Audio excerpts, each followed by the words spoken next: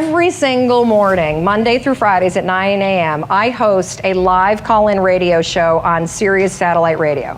It's called Make It Happen with Mel Robbins.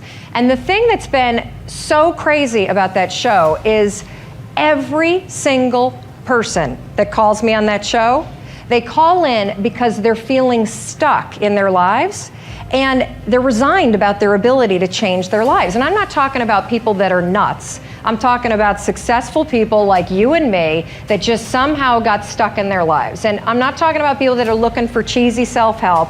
I'm talking about people that really want to figure out how to move themselves forward.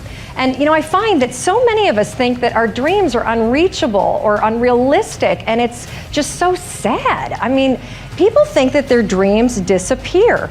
And if that's what you think, congratulations, you're officially stuck. And the truth is that our dreams are always there, and they don't ever give up on us. We give up on them. But here's the secret. If you just force yourself, and I mean force, because I know damn well none of you want to do anything about this, and I also know you're sitting there like, yeah, this self-help crap, this isn't for me. But if you just force yourself to take a couple small steps, there's always a surprise. So let's talk about Starbucks. Starbucks in 2008, very interesting thing happened, and many of you, if you were in the financial services market then, probably know this, that their net income decreased by about 28% that year. And at the time, they had 16,000 stores in 44 countries, and they had gone through this massive, explosive growth segment in terms of going public in, I think it was like 1992, they only had 125 stores, and now here we are, 2008, they've got 16,000. So what ends up happening is Howard Schultz, who was the chairman of the board, comes back in as the CEO. Very complex situation, right? You've got operations in 44 countries. You've got massive reduction in terms of the profits that you have. You've got the stock market and Wall Street screaming at you. You've got customers that are going to Dunkin' Donuts because there's a recession that's hitting. So what do? Well, he was very clear, again, back to the two rules. What do I stand for? Like, what am I doing? And what do I want the outcome to be? So he was very clear that what he stood for as a leader and what Starbucks should stand for is the Starbucks experience. He wanted to go back to the beginning and reintroduce people to the romance of having a cup of coffee, because that's how Starbucks launched in the beginning, that he was traveling and was over in Italy and was like, God, why don't we have places like these great stops to have a little cup of coffee over in the United States? Boom, Starbucks, an idea, it's born, it's launched. So he decides he's going to do whatever he can to get the romance of having a cup of coffee back. In life, in any situation, whether you're talking about growing your company, growing your bank account, getting in a relationship, getting out of a relationship, getting something done at the school system that your kids are going to on behalf of your kids, whatever it is that you're up to in life, this is the only question that you need to ask yourself. Well, what is it that I want? Because the truth of the matter is, if you can answer that, you can have it. If it were easy to get what you wanted in life, Google would have already figured out an app. You would just type in, okay, I'm a student and I want to go from being a student to being successful. And Google would tell you, go to college, then you get your master's, then you land this killer job, and then you put in a bunch of FaceTime while you're checking Facebook. Then you get promoted to manager, and then you realize managing people kind of stinks, and then you keep climbing the corporate ladder. And then you start to wonder, well, how did I end up here? And then you went, well, is this what success looks like? You're like, no, I'm going to go to Jay Hilburn. That's what success looks like. So keep this in mind. If there's something that you want, like 7 people, or a trip to Africa, or you're going to make it to Mexico in the pink shirt, I'm looking at you again, sorry. I'm watching you. And rooting for you. Keep in mind this. Here you are. This is what you want. I spend a lot of time on lacrosse fields, although they don't really look like this.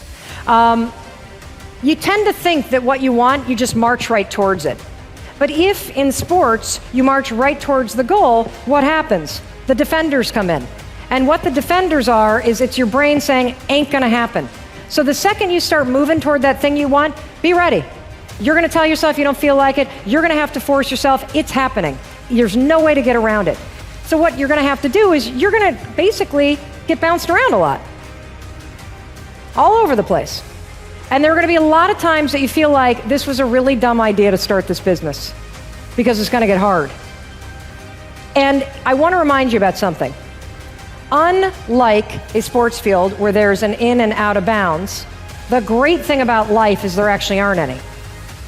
And it's usually in those moments where you feel like you can't do it, that you're closer than ever to having everything that you wanted.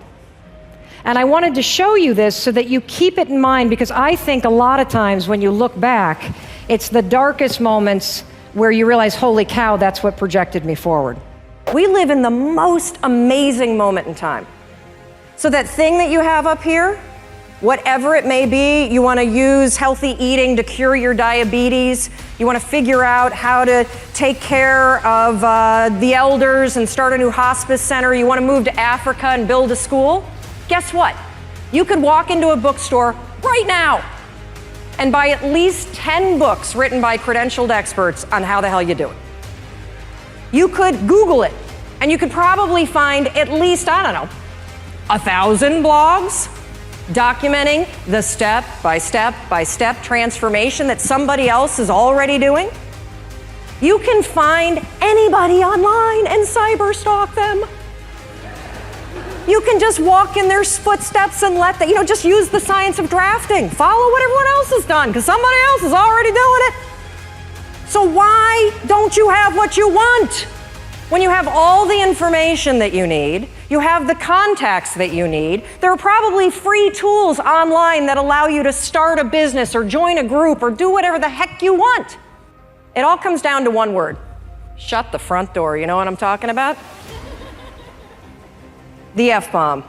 It's everywhere. You hear it all the time, and I honestly don't understand what the appeal is of the word.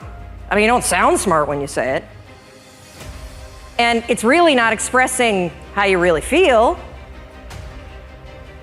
It's sort of a cheap, shot to take. And of course, I'm talking about the word fine. How you doing? Oh, I'm fine. Oh, really? You are? Dragging around those extra 40 pounds? You're fine? Feeling like roommates with your spouse? And you're fine? You haven't had sex in 4 months? You're fine? Really? I don't think so. But see, here's the deal with saying that you're fine. It's actually genius.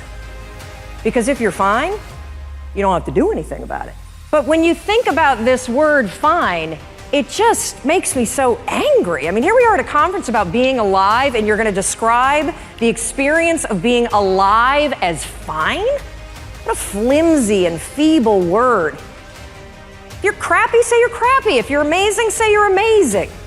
Tell the truth.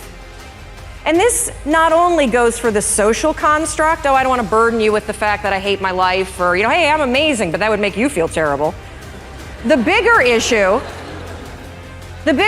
with fine is that you say it to yourself. That thing that you want, I guarantee you've convinced yourself that you're fine not having it. That's why you're not pushing yourself. It's the areas in your life where you've given up, where you've said, oh, I'm fine. My mom's never going to change, so I just can't have that conversation. I'm fine. We got to wait until the kids graduate before we get divorced, so we'll just sleep in separate bedrooms. I'm fine. I lost my job. I can barely pay my bills, but whatever. It's hard to get a job.